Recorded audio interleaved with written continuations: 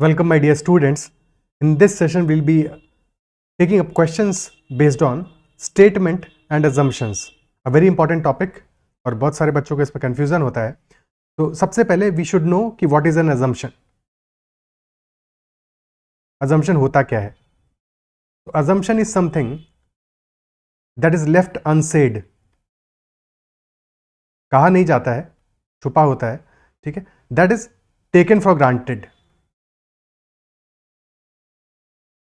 Statement में mention नहीं होगा, बट स्टेटमेंट से पहले आएगा. स्टेटमेंट का प्रीक्विजाइट है अजम्पशन, तो स्टेटमेंट से पहले आएगा, ठीक है. Statement is standing on the foundation of assumption.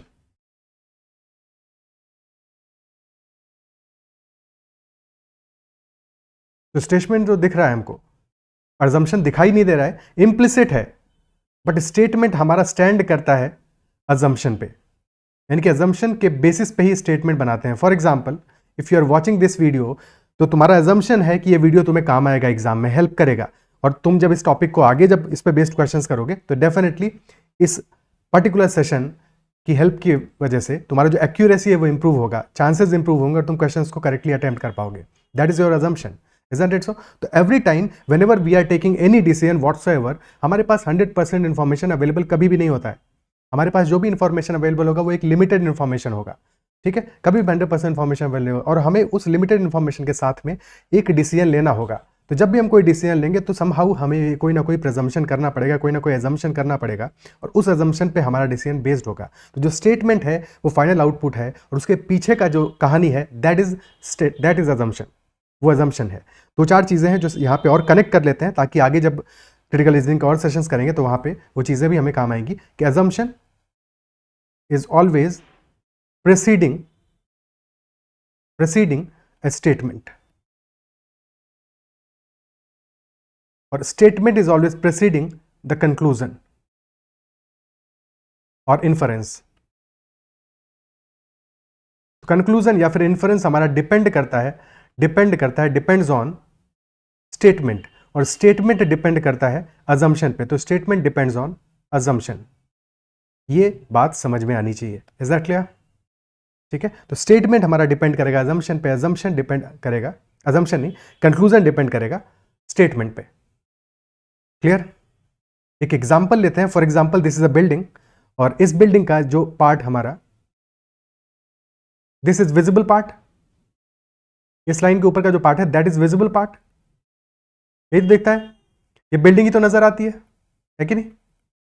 Building ही तो नजर आती है, बट जो फाउंडेशन स्ट्रक्चर है हमारा ये नजर नहीं आता है, इनविजिबल है, बट इंपॉर्टेंट है. इस फाउंडेशन स्ट्रक्चर के बिना क्या बिल्डिंग खड़ी रह सकती है? नहीं खड़ी रहेगी. फाउंडेशन को हटा दो, बिल्डिंग गिर जाएगी, ट्रिपल कर जाएगी, गिर जाएगी. Isn't it so? But foundation दिख नहीं रहा है, इम्प्लिसिट है. This is implicit. सेम कहानी हमारी अजम्पशन की है. अजम्पशन दिखाई नहीं देता है, बट बिल्डिंग यानी कि जो स्टेटमेंट है हमारा वो डिपेंड करता है उस फाउंडेशन के ऊपर. क्या ये बात आप समझ पा रहे हो बेटर क्लियरली? ठीक है. So this is a example कि स्टेटमेंट का फाउंडेशन है हमारा एजम्पशन, और जो भी एजम्पशन होगा जनरली एजम्पशंस आर पॉजिटिव. ठीक है. जो भी स्टेटेड है वो एक्सप्लिसिट है, जो कह दिया गया वो एक्सप्लिसिट है, जो एजम्पशन है वो इम्प्लिसिट है, कहा नहीं गया है, टेकन फॉर ग्रांटेड है. बार बार ये बातें रिपीट इसलिए कर रहा हूं ताकि तुमको समझ में आ जाए. जब भी क्वेश्चन करेंगे तो उन क्वेश्चंस में जब डिस्कस करूंगा तो तुम इन चीज़ों को बेटर रिकॉल कर पाओगे. ठीक है. तो 2-4 मिनट ध्यान से इन सारी चीज़ों को समझ लो. इम्प्लिसिट है, टेकन फॉर ग्रांटेड है, जनरली पॉजिटिव होगा. फॉर एग्जाम्पल, तुम एग्जाम की तैयारी कर रहे हो, ठीक है, you are preparing for an exam, तभी ये वीडियो देख रहे हो, और जिस भी एग्जाम की तुम प्रिपरेशन कर रहे हो तो तुम्हारा अजम्पशन क्या होगा कि उस एग्जाम को तुम क्लियर करोगे. Isn't it so? एक्चुअल में क्या होता है दैट इज अ पॉसिबिलिटी या रियलिटी है कि वो बाद में क्या होगा फ्यूचर में. ठीक है. और वो बहुत सारी चीज़ों पे डिपेंड करेगा, बट अभी जो एजम्पशन है वो तो क्या है, पॉजिटिव है. तुम्हारा बच्चा मान लो कि जैसे खेल रहा है, ठीक है, बच्चा एक जगह पे खेल रहा है और वो एकदम से देख रहा है कि सामने उसका पेरेंट है, माँ है, बाप है, और बच्चा कूदता है एकदम से, ठीक है, वो जंप लगाता है. तो जब वो जंप लगा रहा है और अपने पेरेंट की तरफ जंप लगा रहा है तो उसका एजम्पशन है कि उसका पेरेंट उसको पकड़ लेगा. ठीक है. अब बच्चा हो सकता है जंप ज्यादा लगा जाए, और इतनी ज्यादा लगा जाए कि उसका पेरेंट उसको पकड़ ना पाए और उसको चोट खा जाए बच्चा. बट बच्चे का अजम्पशन यही होगा कि उसका पेरेंट उसको पकड़ लेगा. इजंट इट सो? बच्चे का अजम्पशन यही होगा. जब वो खेल रहा होता है, मान लो वो खेल रहा है और खेल के एकदम से गिरा, तो उसको ही पता है कि वो गिर सकता है, ये पॉसिबिलिटी है, ठीक है, बट उसको ये लगता है कि वो गिरेगा नहीं, उसको लगता है उसको चोट नहीं लगेगी। तो जो भी अजम्पशन होगा वो हमारा जनरली पॉजिटिव होगा किसी भी स्टेटमेंट का। अजम्पशन कभी भी निगेटिव नहीं होगा, ठीक है, कि बच्चा इस तरह से नहीं खेलेगा कि मैं तो गिरूंगा ही गिरूंगा, मुझे तो चोट लगेगी लगेगी, क्योंकि फिर वो खेल ही नहीं पाएगा। अगर वो खेल रहा है इसका मतलब है कि उसका अजम्पशन है कि उसको चोट नहीं लगेगी, ठीक है। सिमिलरली किसी भी स्टेटमेंट में अगर कहीं पे कोई मूव लिया है, किसी ऑर्गेनाइजेशन ने कोई स्टैंड लिया है, तो उसने यही सोच के स्टैंड लिया होगा कि इस चीज से उसको नुकसान नहीं होगा। अगर गवर्नमेंट ने कोई स्टैंड लिया है, कोई पॉलिसी लाई है गवर्नमेंट, तो गवर्नमेंट का यही एजम्पशन रहा होगा कि इस पॉलिसी से लोगों का फायदा होगा और हमारा भी फायदा होगा, यानी कि हमको वोट मिलेगा इसके बाद, ठीक है। कभी भी गवर्नमेंट कोई ऐसी पॉलिसी नहीं लाएगी जिससे गवर्नमेंट को लगे कि उसका नुकसान होने वाला है या जनता का इन जनरल नुकसान होने वाला है, क्योंकि अगर उसको ऐसा लग रहा होगा तो वो वैसी पॉलिसी कभी नहीं लाएगी, क्योंकि अल्टीमेटली उसका भी नुकसान होगा। Is that clear? जब भी हम कोई स्टेप लेते हैं, हम अपना कोई डिसीजन लेते हैं, भले ही उस डिसीजन की वजह से हमारा नुकसान हो या फायदा हो, बट हमारी सोच, हमारा एजम्पशन हमेशा यही होता है कि इस स्टेप की वजह से हमारा बेनिफिट होगा। एजम्पशन हमेशा पॉजिटिव होगा। तो इसीलिए जो भी एजम्पशन में हमें ऑप्शंस गिवन होंगे, those option should be positive. अगर नेगेटिव ऑप्शन गिवन है तो वो आंसर नहीं हो सकता है, क्योंकि एजम्पशन जनरली पॉजिटिव ही होता है, ठीक है। मैंने ऑलवेज इसलिए नहीं बोला बिकॉज हो सकता है किसी एक्सेप्शनल सिनेरियो में कभी नेगेटिव एजम्पशन भी हो, ठीक है ना। किसी चीज के कहीं पे हम अवॉइडेंस की बात कर रहे हो, वैसा कोई क्वेश्चन है, तो वहां पे पॉसिबल ये भी हो सकता है कि एक नेगेटिव एजम्पशन लिया गया हो कि यहाँ पे चीजें ऐसे हो सकती हैं। कभी कभी प्रिवेंटिव मेजर्स ऐसे भी लिए जाते हैं, ठीक है, कि हमें सेफ्टी के लिए कभी कभी हमें ऐसे रिग्रेसिव डिसीजन भी लेने पड़ते हैं जहां पे कि हमें हमारा जो एजम्पशन है वो नेगेटिव होता है कि कहीं ऐसा ना हो जाए, तो इसके लिए बच के रहना है, ठीक है। तो जनरली पॉजिटिव होगा, हमेशा नहीं कहा मैंने, क्योंकि हमेशा कोई भी चीज़ फॉलो नहीं करेगी। हमेशा फॉलो करती तो फिर ये साइंस ही नहीं हो जाता, इजंट इट? सो फिर दिक्कत ही क्या थी। हमेशा कुछ भी नहीं होगा। जनरली एजम्पशन जो भी होगा हमारा वो प्रेजेंट के बारे में होगा, जनरली पास्ट या फ्यूचर के बारे में नहीं होगा, ठीक है। Very important. मैं तुमको बिल्कुल भी कंफ्यूज करने की कोशिश नहीं कर रहा हूं, ताकि तुम ये जब पढ़ के जाओ पूरा का पूरा, तो इसके बाद में तुम सारे के सारे क्वेश्चंस को सही सॉल्व कर सको, ठीक है। बिकॉज कई बार क्या है, रूल्स लोग बता देते हैं और टीचर्स भी बता देते हैं, ऐसा नहीं उनका कोई इंटेंशन गलत होता है, बट वो रूल हर जगह अप्लाई नहीं होगा, और जो रूल हर जगह अप्लाई नहीं होता वो रूल नहीं है, इन जनरल रूल नहीं है। बट जनरली पास्ट या फ्यूचर के बारे में अजम्पशन नहीं होगा, ठीक है। बात नहीं कर रहा होगा, कभी हो सकता है, क्योंकि कई बार कोई प्लानिंग किया है और वो प्लानिंग स्टेटमेंट में गिवन है, तो प्लानिंग हमेशा फ्यूचर के बारे में होगी, तो हो सकता है उसमें उस प्लानिंग में इंप्लिसिट होगा एजम्पशन कि फ्यूचर में ये चीज बेहतर होगी, काम करेगी, तो ये चीज भी ध्यान रखना है। Is that clear? ठीक है।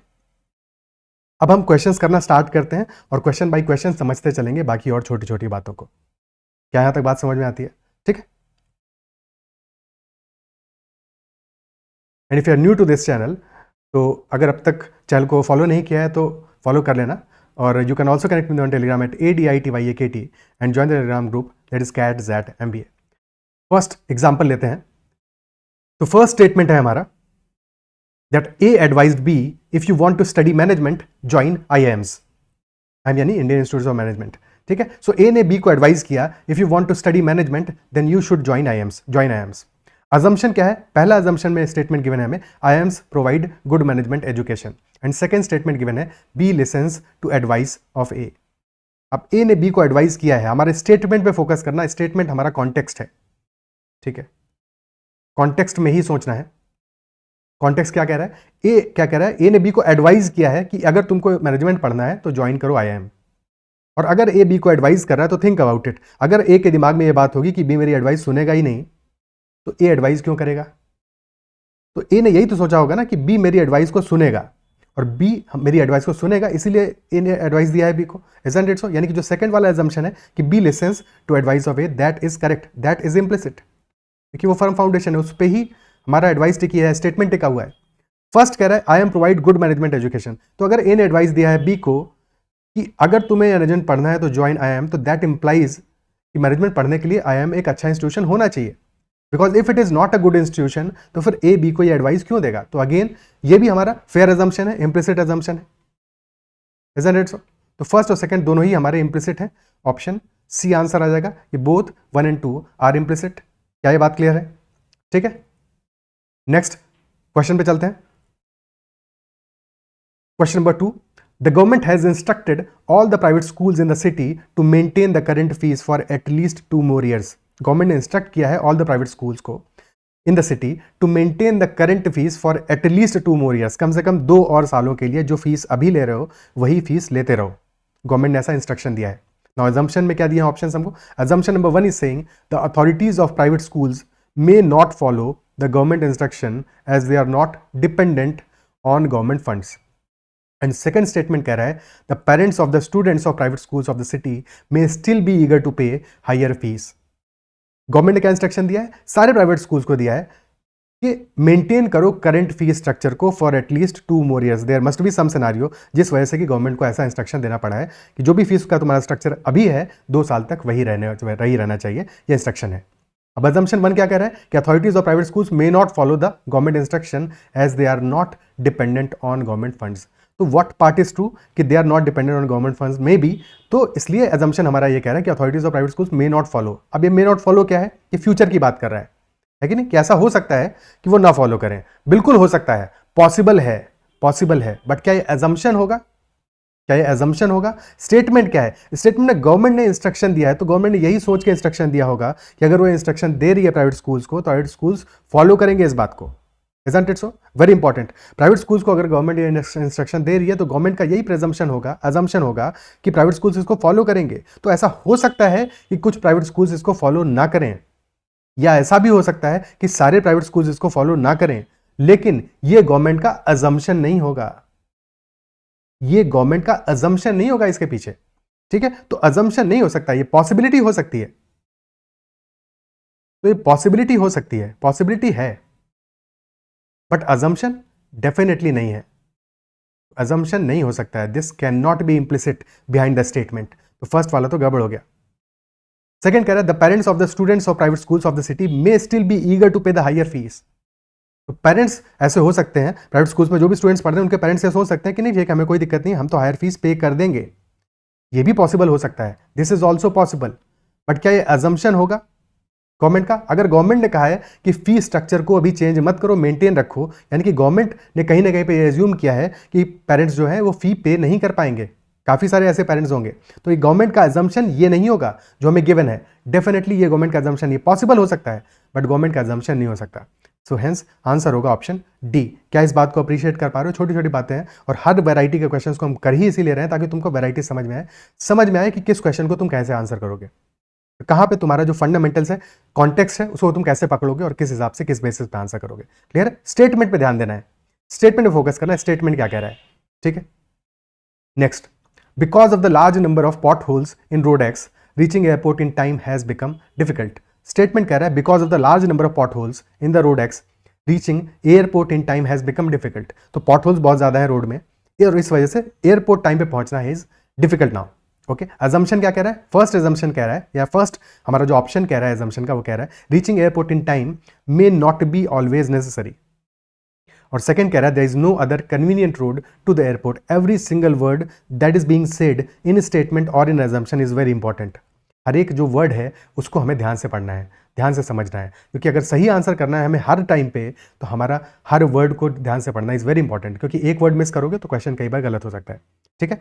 तो अजम्पशन नंबर 1 कह रहा है reaching airport in time may not be always necessary. क्या कभी ऐसा हो सकता है कि एयरपोर्ट टाइम पे पहुंचना नेसेसरी नहीं होगा? क्यों नेसेसरी नहीं होगा भाई, क्यों नहीं होगा? ठीक है, क्योंकि हमारा अजम्पशन स्टेटमेंट क्या कह रहा है because of large number potholes reaching airport in time has become difficult. Problem आ रही है, और एयरपोर्ट हो, रेलवे स्टेशन हो, या कभी भी आप बस स्टॉप हो, अगर आप पहुंचना चाहते हो तो कोई रीजन है आपका, कहीं आप जाना चाह रहे हो जिस वजह से आप पहुंच रहे हो, इजंट इट सो? तो वहां टाइम पे पहुंचना इज इंपॉर्टेंट। टाइम पे नहीं पहुंचोगे, छूट गई फ्लाइट, फिर क्या करोगे? ठीक है, तो definitely this is necessary, this can not be the assumption, क्योंकि ये अगेंस्ट द स्टेटमेंट जा रहा है एज सच। और अगर कभी भी हमें कोई अजम्पशन में ऑप्शन गिवन हो, कोई भी ऑप्शन गिवन हो जो कि अगेंस्ट द स्टेटमेंट है, यानी स्टेटमेंट कुछ कह रहा है और उसके अगेंस्ट बात कही जा रही है, तो वो कभी भी अजम्पशन नहीं होगा। That can not B assumption, वो कभी भी अजम्पशन नहीं हो सकता है, ठीक है? जनरली जब भी एक्सट्रीम वर्ड्स यूज किए जाएं,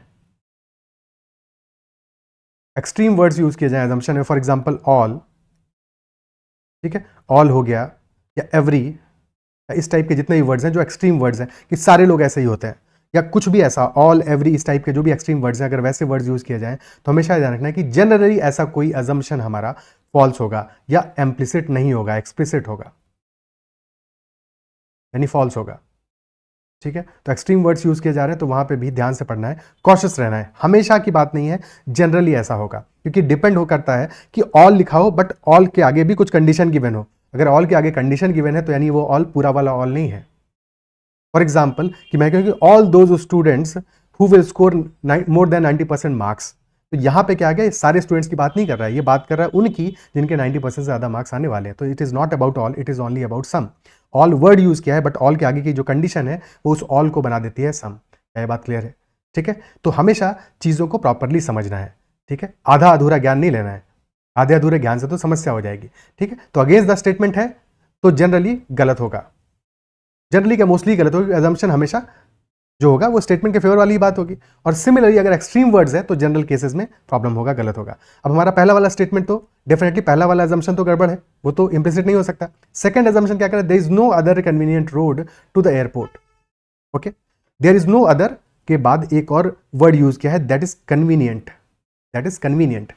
तो स्टेटमेंट क्या करा, because of the large number of potholes reaching airport in time has become difficult. Now think about it, अगर एक और कन्वीनियंट रोड होता जहां से कि जाना पॉसिबल था, जाना इजी था, सेम टाइम में पहुंचा जा सकता था, तो फिर उस रोड को क्यों नहीं लेता कोई, है कि नहीं? फिर क्यों अननेसेसरी उसी रोड को लेगा जिसमें कि पॉट होल्स ज्यादा है? वो सेकंड वाली रोड को चूज करेगा जिसमें पॉट होल्स नहीं है। तो अगर कोई दूसरी कन्वीनियंट रोड होगी तो फिर ये स्टेटमेंट बनाने का, ये स्टेटमेंट कहने का कोई सेंस ही नहीं बनता है, मतलब ही नहीं बनता है, इजंट इट सो? तो ये स्टेटमेंट कहा जा रहा है दैट मीन्स कि कोई दूसरी रोड तो हो सकती है बट वो कन्वीनियंट नहीं होगी या फिर बहुत ज्यादा टाइम टेकिंग होगी, यानी अगेन कन्वीनियंट नहीं होगी, isn't it so? Convenient road दूसरी नहीं होगी तभी ये स्टेटमेंट कहा जा रहा है। तो definitely there is no other convenient road to the airport, this particular assumption is implicit, implicit है, ये कहा नहीं गया है but this is for granted, ये डेफिनेटली ट्रू होगा और इसीलिए this is a fair assumption। क्या ये बात समझ में आ रही है कि this is a fair assumption, this is a implicit assumption। assumption number 2 हमारा आंसर आ जाएगा option B. Clear? Next question, statement कह रहा है, why don't you go to the court if the employer does not pay you the provident fund contribution. अब यहां पे कोई एक पर्सन ए बी से कह रहा होगा, ठीक है, मेंशन नहीं है, बट ए बी से शायद कह रहा होगा कि भैया अगर तुमको एम्प्लॉयर पे नहीं कर रहा है provident fund contribution, then you should go to the court. Court जाओ भाई, इजंट इट सो? कोर्ट जाओ। और अगर कोर्ट जाने को कह रहा है तो शायद कोर्ट जाके कोई प्रॉब्लम सॉल्व हो रही होगी या प्रॉब्लम सॉल्व होने की पॉसिबिलिटी बनती होगी, इसलिए तो कोर्ट जाने को कह रहा है, इजंट इट सो? और साथ में एम्प्लॉयर ने प्रोविडेंट फंड कंट्रीब्यूशन नहीं पे किया होगा, इसलिए तो कोर्ट जाने को कह रहा है। तो ये चीजें हैं जो इसके पीछे इंप्लिसिट होनी चाहिए। अजम्पशन में हमसे क्या क्या बातें कही जा रही हैं? Assumption number 1 is saying courts can intervene in matters of dispute between employer and employees.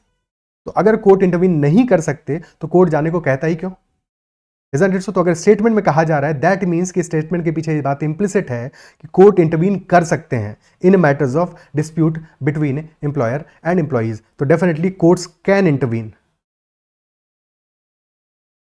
तो first assumption is right, that is true, that is true, that is implicit. Second statement it is obligatory for the employer to pay the provident fund contribution to the employees, isn't it so? तो यहाँ पे statement क्या बात कर रहा है कि if the employer does not pay you the provident fund contribution then you should go to the court. If he does not pay you, if the employer does not pay you, यानी कि अगर वो नहीं पे कर रहा है तो तुमको कोर्ट जाना चाहिए। इसका मतलब ही तो यही हुआ, इसका मतलब यही तो हुआ कि एम्प्लॉयर को हमेशा प्रोविडेंट फंड कंट्रीब्यूशन पे करना चाहिए, isn't it so? तो क्या इस स्टेटमेंट के पीछे ये बात इंप्लिसिट नहीं है कि employer is under obligation to play the provident fund contribution to the employees? क्या ये बात इंप्लिसिट नहीं है? Think about it, isn't it implicit? Obviously it is. तो सेकंड वाला assumption भी हमारा इंप्लिसिट हो जाएगा, ठीक है, क्योंकि अगर नहीं पे किया है, if the employer does not पे, तो कोर्ट जाओ, यानी कि employer must pay, must pay तो ऑब्लिगेटरी है, मस्ट है यहाँ पे, ठीक है, मस्ट है। तो must is a extreme word as such in general, but यहाँ पे क्लियर है कि उसको करना ही करना है, क्योंकि नहीं कर रहा है तो कोर्ट जा सकते हो, यानी कि सेकंड भी हमारा इंप्लिसिट है। Both statements 1 and 2 are implicit. Clear? Next question करते हैं।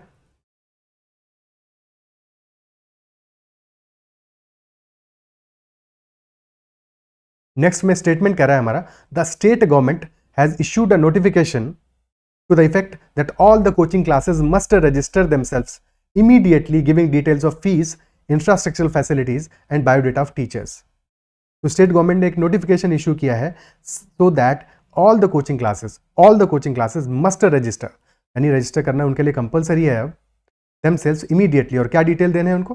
फीस का डिटेल देना है, क्या वो फीस ले रहे हैं बच्चों से, उनको बताना है ये, ठीक है। इंफ्रास्ट्रक्चर फैसिलिटीज क्या है उनके पास, प्रॉपर है कि नहीं है, और बायोडेटा ऑफ टीचर्स भी देना है, कौन से टीचर्स पढ़ा रहे हैं भाई, किसी से ही पढ़वा ले रहे हो क्या, ठीक है। तो ये एक 3 इन्फॉर्मेशन है जिनके बेसिस पे स्टेट गवर्नमेंट ने कहा है कि तुमको रजिस्टर करना है सारी कोचिंग क्लासेस से। अजम्पशन क्या है? फर्स्ट अजम्पशन है all those coaching classes which do not have requisite, very important, requisite infrastructure and teachers may close down. जब भी मे दिखाओ, मे यानी कि पॉसिबिलिटी की बात कर रहा है, ठीक है। पॉसिबिलिटी का मतलब ये हुआ कि हर केस में नहीं होगा ऐसा। ऑल दोज कोचिंग क्लासेस, यहां पे देखो ऑल यूज किया है, लेकिन ऑल के बाद क्या यूज किया है? विच, यानी कि कंडीशन है, ठीक है। तो this all is not all, ये ऑल एक्चुअल में है सम, दिख ऑल रहा है पर है सम, ठीक है। तो कौन सी सम है? Which do not have requisite infrastructure and teachers may close down, ठीक है। तो अगर किसी कोचिंग क्लास के पास में रिक्विजाइट इंफ्रास्ट्रक्चर नहीं है और टीचर्स नहीं है, तो या तो वो ये करे, मे क्लोज डाउन क्यों लिखा है, मस्ट क्यों नहीं लिखा है? बिकॉज या तो वो ये कर सकता है, देखो 2 ऑप्शन है उसके पास में, अगर ऐसा कोई भी कोचिंग क्लास है उसके पास 2 चॉइसेस हैं, या तो बंद हो जाए, क्योंकि गवर्नमेंट ने कह दिया है मस्ट रजिस्टर, कि रजिस्टर तो भैया करना पड़ेगा तुमको। और रजिस्टर कब करोगे? जब तुम्हारे पास रिक्विजाइट इंफ्रास्ट्रक्चर फैसिलिटीज होगा, प्रॉपर बायोडाटा दे पाओगे, डिटेल्स ऑफ फीस दे पाओगे, ये सब चीजें होंगी तो रजिस्टर करोगे, तभी तो रजिस्ट्रेशन होगा तुम्हारा। और ये चीजें नहीं होंगी तो रजिस्ट्रेशन नहीं हो पाएगा तुम्हारा। Isn't it so? Is that clear? तो अगर ये चीजें किसी कोचिंग क्लास के पास में नहीं है, रिक्विजाइट इंफ्रास्ट्रक्चर नहीं है, टीचर्स नहीं है, तो फिर या तो वो क्लोज डाउन हो जाए और या फिर वो अपना इंफ्रास्ट्रक्चर को इंप्रूव कर ले। भाई रिक्विजाइट इंफ्रा और टीचर्स भाई ले आओ तुम, ऐसा थोड़ी है कि ये चीजें चेंज नहीं की जा सकती,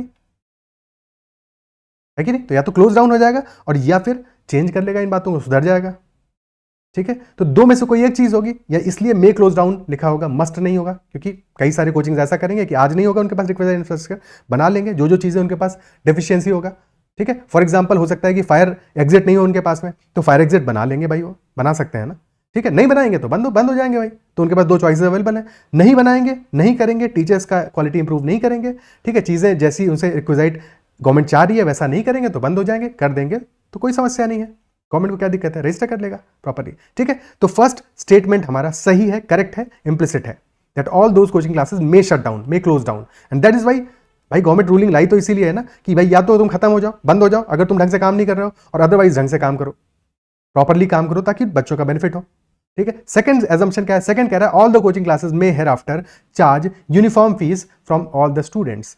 और वेरी इंपॉर्टेंट स्टेटमेंट फिर से एक बार पढ़ते हैं, स्टेटमेंट क्या कह रहा है फीस के बारे में?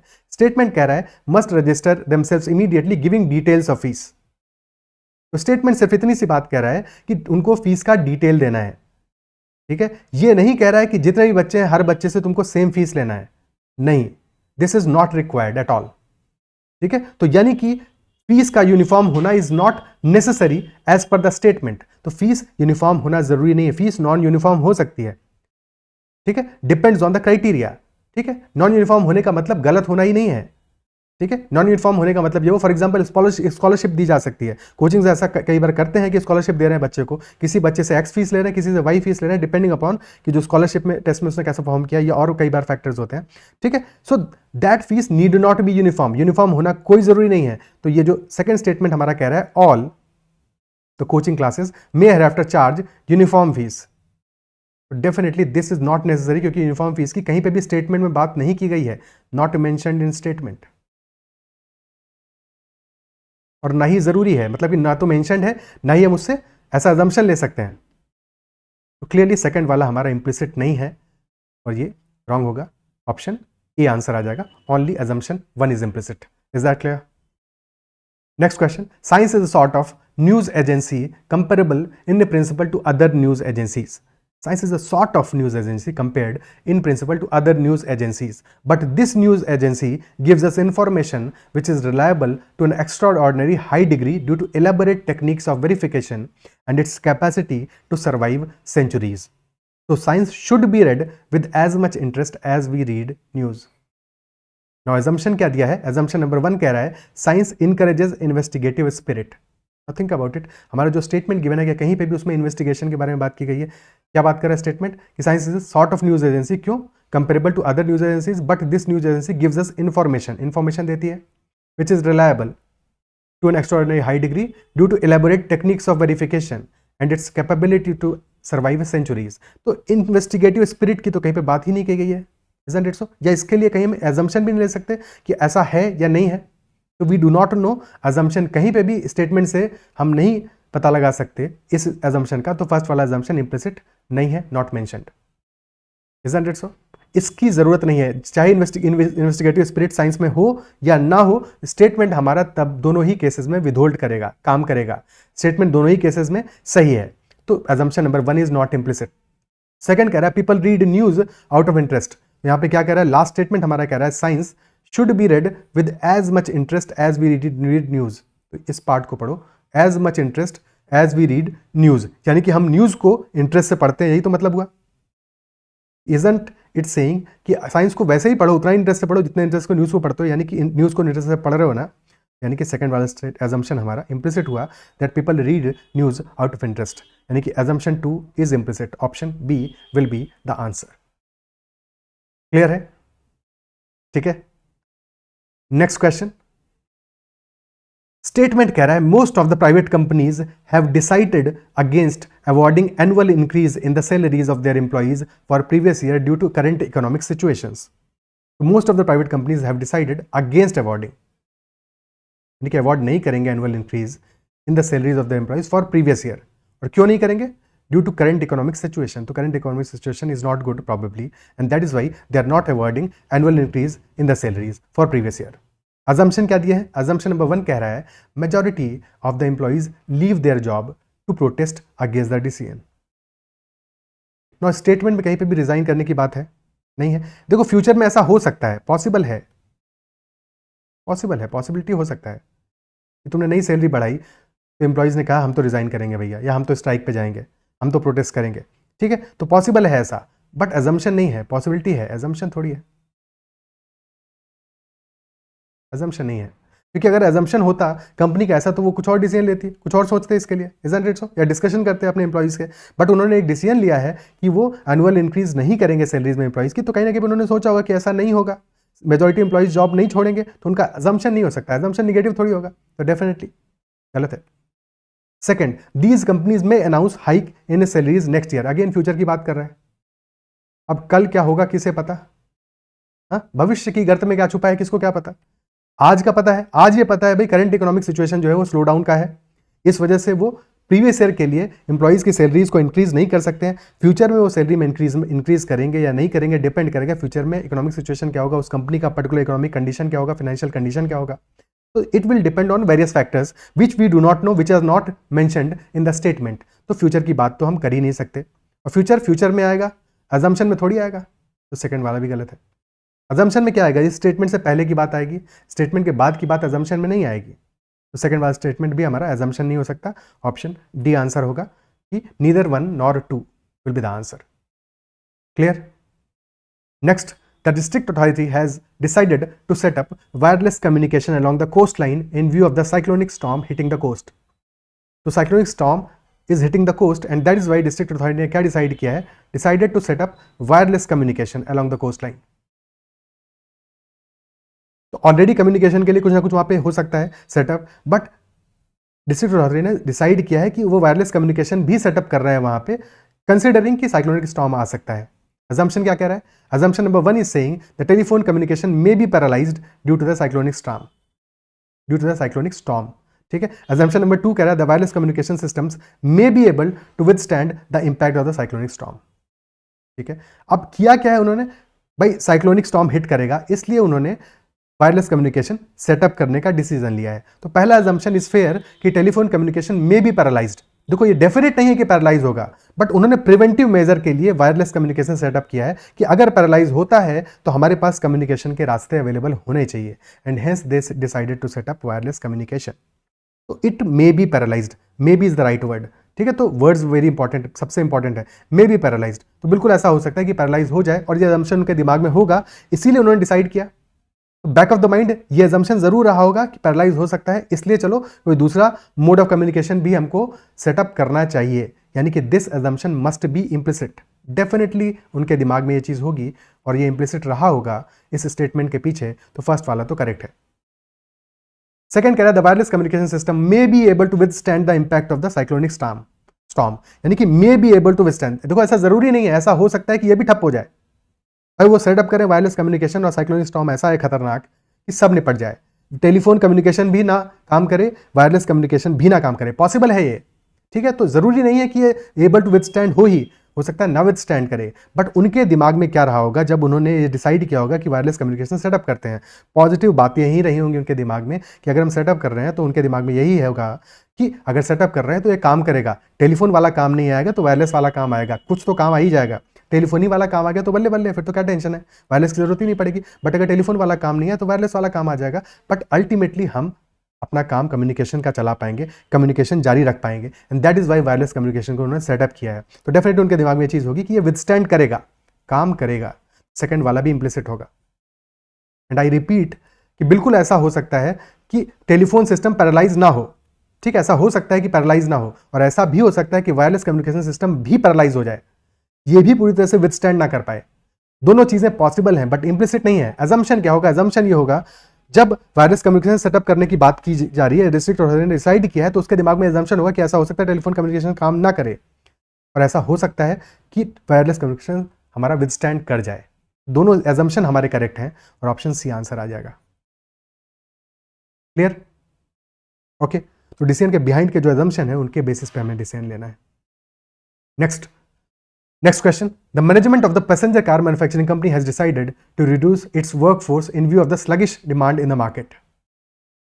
ठीक है, demand in the market sluggish है, तो मैनेजमेंट जो है पैसेंजर कार मैन्युफैक्चरिंग कंपनी का, उसने क्या डिसाइड किया है? They have decided to reduce its workforce को रिड्यूस करेंगे वो, यानी कि ले ऑफ करेंगे। ले ऑफ के सपोर्ट में उन्होंने डिसाइड किया है। अब खुद सोचो कि अगर कोई कंपनी ले ऑफ कर रही है तो 1 या 2 महीने के लिए तो नहीं कर रही होगी, बहुत शॉर्ट पीरियड के लिए तो नहीं कर रही होगी, 10-15 दिन के लिए तो नहीं कर रही होगी। तो मार्केट अगर स्लगिश है या स्लगिश डिमांड है मार्केट में, तो डेफिनेटली जो स्लगिश डिमांड होगी एक पीरियड के लिए होगी। This period could be of months, for 5-6 months, या फिर may be for a year और ईयर्स। बट अगर कंपनी ने ले ऑफ किया है तो 1 या 2 महीने के लिए, बहुत छोटे पीरियड के लिए तो नहीं किया होगा, इजंट इट सो? तो जो स्लगिश डिमांड है मार्केट में वो उनको भी होगा, उनके दिमाग में भी होगा कि ये मार्केट में जो डिमांड चल रहा है स्लगिश, ये पिछले कुछ महीनों से चल रहा है, क्योंकि पिछले कुछ महीनों से चल रहा होगा। और साथ में जब उन्होंने ले ऑफ किया है तो उनके दिमाग में ये भी होगा कि आगे भी अभी चलने वाला है, क्योंकि अगर मान लो उनके दिमाग में ये चीज़ होती है कि 15 दिन बाद ये डिमांड स्लगिश नहीं रहेगा और एकदम से बूस्ट करेगा, तो क्या वो ले ऑफ करते? क्या वो ले ऑफ करते? Think about it. अगर तुमको ही पता होगा, खुद सोचो, अगर तुमको ये पता है कि आज से 15 दिन बाद तुम्हारे अकाउंट में 1 करोड़ रुपए डिपॉजिट हो जाने वाले हैं, तो तुम तो खर्चे आज से ही चालू कर दोगे, उधार लेके खर्चे करना चालू कर दोगे कि 15 दिन बाद तो 1 करोड़ आ ही रहा है, टेंशन किस बात की है कि नहीं? तो सिमिलरली अगर कंपनी के दिमाग में ये चीज़ होगी कि 15 दिन बाद, 20 दिन बाद चीज़ें पॉजिटिव हो जाएंगी और एकदम से जंप आएगा, तो वो ले ऑफ नहीं करेगी। अगर कंपनी ले ऑफ कर रही है, इसका मतलब उसके दिमाग में चीज़ें हैं कि पहले भी कुछ टाइम से चीज़ें गड़बड़ चल रही हैं और आगे भी कुछ टाइम तक चीज़ें गड़बड़ चलने वाली हैं। इजंट इट सो? अब अजम्पशंस पे चलते हैं। अजम्पशन नंबर 1 कह रहा है the demand of cars manufactured by the company may continue to be lower in the future. तो ये चीज़ बिल्कुल उनके दिमाग में रही होगी और इसीलिए उन्होंने ले ऑफ किए हैं। इजंट इट सो? क्योंकि अगर ऐसा नहीं होता तो फिर वो ले ऑफ नहीं करते, कोई और तरीका सोचते, तो may continue to be lower. May है वेरी इंपॉर्टेंट, ठीक है, पॉसिबिलिटी की बात कर रहा है, और may continue to be lower ये उनके दिमाग में रहा होगा, कंपनी के दिमाग में। That is why this assumption is implicit. Second assumption कह रहा है the company may be able to run its operation with the reduced workforce. Now think about it. अगर उन्होंने लोगों को, जो बहुत जरूरी लोग थे, जो क्रिटिकल पोजीशंस पे लोग थे, उनको उन्होंने जॉब से निकाल दिया, तो क्या कंपनी का काम चलेगा? नहीं चलेगा, कंपनी ठप हो जाएगी। कंपनी ले ऑफ इसलिए नहीं करती कि कंपनी बंद होना चाहती है, कंपनी ले ऑफ इसलिए करती है क्योंकि कंपनी चाहती है कि उसका जो सर्वाइवल है वो इंश्योर हो सके, वो अपने प्रॉफिट की लाइन में जा सके अगर लॉस हो रहा है उसका तो। Isn't it so? तो कंपनी अपना भला सोचने के लिए ही कोई काम करती है, कोई डिसीजन लेती है, तो कंपनी ने ये सोचा होगा कि उसका भला होगा, उसने ऐसे ही एम्प्लॉइज को ले ऑफ किया होगा जिनकी वजह से उसका काम अटकेगा नहीं। तो definitely company may be able to run this operation with the reduced workforce. That is a fair assumption, क्योंकि एम्प्लॉय छोड़ के गए होते तो बात अलग थी। भाई एम्प्लॉय छोड़ के गए होते तो हो सकता है क्रिटिकल पोजीशन वाले एम्प्लॉइज भी छोड़ के चले गए होते, कंपनी का काम दिक्कत हो जाती।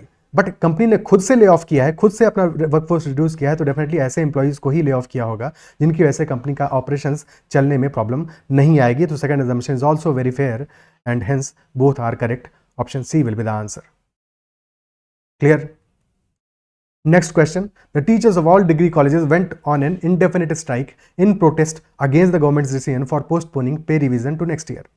The teachers of all degree colleges went on an indefinite strike. कौन गए है स्ट्राइक पे? टीचर्स गए हैं। क्यों गए हैं? In protest against the government decision. और गवर्नमेंट का कौन सा decision? Decision for postponing pay revision to the next year. नहीं, गवर्नमेंट इस साल पे रिवीजन नहीं कर रही है। इससे हुई प्रॉब्लम किसको? टीचर्स को प्रॉब्लम हुई। टीचर्स ने क्या किया? उन्होंने कहा स्ट्राइक करो। क्यों स्ट्राइक कर रहे हैं? वो प्रोटेस्ट में कर रहे हैं क्योंकि वो नहीं चाहते कि डिसीजन पोस्टपोन हो। और अगर टीचर्स ये नहीं चाहते हैं कि डिसीजन पोस्टपोन हो तो उनके दिमाग में क्या बात होगी जब वो स्ट्राइक पे जा रहे हैं? उनके दिमाग में यही तो बात होगी कि जब हम स्ट्राइक करेंगे तो शायद गवर्नमेंट हमारी मांगें सुनेगी, शायद गवर्नमेंट हमारी मांग सुनेगी, और शायद इसकी वजह से जो पोस्टपोनमेंट है वो ना हो। जो पे रिवीजन नेक्स्ट ईयर के लिए पोस्टपोन होने जा रहा है, हो सकता है वो इस साल हो जाए। टीचर्स के दिमाग में तो यही बात होगी ना जब उन्होंने स्ट्राइक किया तो, इजंट इट सो? तो स्टेटमेंट क्या कह रहा है? स्टेटमेंट जो हो रहा है उसके पीछे का बेसिस अजम्पशन तो यही होगा ना कि शायद इस बार पे रिवीजन के लिए हम गवर्नमेंट को मना पाए अपने इस स्ट्राइक की वजह से। या उनके दिमाग में ये बात होगी कि गवर्नमेंट अभी हमारी ऐसी तैसी कर जाएगी, हम वहां पे जाएंगे, हमारे लट्ठ बजाए जाएंगे, हाँ जाएंगे, हमारा स्वागत सत्कार होगा वहां पे, आंसू गैस से सत्कार होगा, हमारा लाठियों से सत्कार होगा। क्या ऐसा सोचा होगा टीचर्स ने? बिल्कुल ऐसा नहीं सोचा होगा, इजंट इट सो? उनका दिमाग में तो यही चीज होगा कि हम स्ट्राइक करेंगे, इससे वो एक बेनिफिट मिलेगा हमको, इस वजह से हम ये काम कर रहे हैं। बाकी होने को नुकसान हो सकता है, कुछ भी हो सकता है, ठीक है? हो सकता है कि उनका खूब स्वागत सत्कार हो और हो कुछ नहीं, ये पॉसिबल है, बट अजम्पशन नहीं होगा, ठीक है? तो अब अजम्पशंस को पढ़ते हैं। अजम्पशन नंबर 1 कह रहा है government may suspend all striking teachers. तो क्या ये अजम्पशन हो सकता है उन स्ट्राइकिंग टीचर्स का? डेफिनेटली नहीं हो सकता है। तो अजम्पशन तो नहीं है, अजम्पशन तो गलत है। हाँ, ये पॉसिबल है कि गवर्नमेंट भी अड़ जाए कि नहीं ऐसी तैसी में जाओ भाई, क्यों करेंगे हम, आओ निपटो, मिलते हैं तुमसे, तो पॉसिबल हो सकता है, बट अजम्पशन नहीं हो सकता। सेकंड क्या है? The government may revise the pay of the college teachers in the current year. बिल्कुल ये अजम्पशन है, दिस इज फेयर अजम्पशन। यही सोच के तो उन्होंने स्ट्राइक किया है, सारा कुछ जो स्ट्राइक है उनका पर्पस तो यही है। तो definitely only assumption 2 is correct. क्या ये बात क्लियर है? ठीक है, so these are all the questions. I believe कि सेशन में जितने भी क्वेश्चंस हमने डिस्कस किए हैं, ये सारे क्वेश्चंस तुमको समझ में आएंगे। और अब तुम जो भी अजम्पशन के क्वेश्चंस करोगे, स्टेटमेंट अजम्पशन के क्वेश्चन करोगे, उन क्वेश्चंस को करेक्टली कर पाओगे। और मैंने कोशिश की अपने साइड से कि हर टाइप के क्वेश्चंस को कवर अप कर लूँ और तुम्हें एक बेसिक अंडरस्टैंडिंग दे दूँ कि तुम्हारा सोच कैसा होना चाहिए जब भी अजम्पशन के बेस्ड क्वेश्चंस को सॉल्व करो। और अगर सेशन पसंद आया, उसको अब तक लाइक नहीं किया है तो ज़रूर कर देना भाई। इतने लोग देखते हो, पसंद भी आता है तुमको सेशन, तो लाइक क्यों नहीं करते हो? और अपने फ्रेंड्स से भी ये सेशन ज़रूर शेयर करना ताकि उनका भी बेनिफिट हो सके। अगर वो भी इन टॉपिक्स में दिक्कत है, उनको भी आ रहा है क्रिटिकल रीजनिंग में, तो डेफिनेटली उनका भी क्रिटिकल रीजनिंग बेहतर हो सके, ठीक है? और इसके साथ में इस सेशन को हम समाप्त करते हैं यहाँ पे। और अगर अब तक तुमने टेलीग्राम चैनल ज्वाइन नहीं किया है तो you can connect with me on Telegram at ADITYKTA and join the Telegram group CAT-ZAT-MBA। साथ में अगर चैनल को अब तक सब्सक्राइब नहीं किया है तो ज़रूर कर लेना। That is all for this session. Bye bye, take care.